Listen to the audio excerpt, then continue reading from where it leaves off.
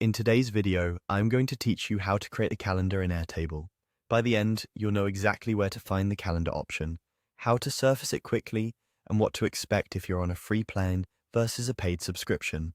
Start by opening Airtable and heading into the base where you want your calendar to live. Make sure you're looking at the workspace and table that contain the records you want to visualize. If your table includes a date field, that will help the calendar display your records at the right times. If not, don't worry, just keep following along so you can see where the calendar feature is located. Next, look for the Add or Import option in your base and click it. This opens a panel designed to help you bring in features and sources that extend how your base works. Think of it as a hub for connecting tools and adding building blocks, not just for importing data. You'll likely see a short list of popular items first. To reveal the full catalog, click the link that says something like 26 more sources. This expands the gallery so you can browse everything available, including options that may not appear in the quick list. It's a simple way to avoid scrolling and get right to what you need. With the gallery open, use the search bar and type calendar.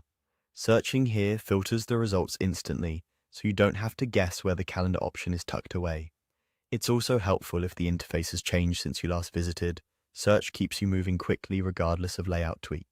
When you see calendar in the results, click it. This selection takes you into Airtable's calendar capability, where your base's records can be displayed across time. At this point, you're essentially telling Airtable, I want to use the calendar feature with this base, and you'll be guided through the next screen inside the app. Here's an important note.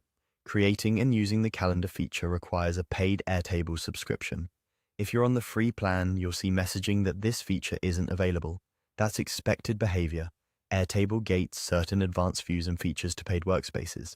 If your organization already has a paid plan, make sure you're working in the correct workspace. If not, review the upgrade options to enable the calendar feature in this base.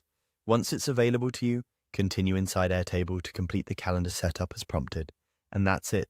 You've learned how to access and select the calendar feature in Airtable, plus what to expect based on your plan. Thanks for watching, and I'll see you in the next one.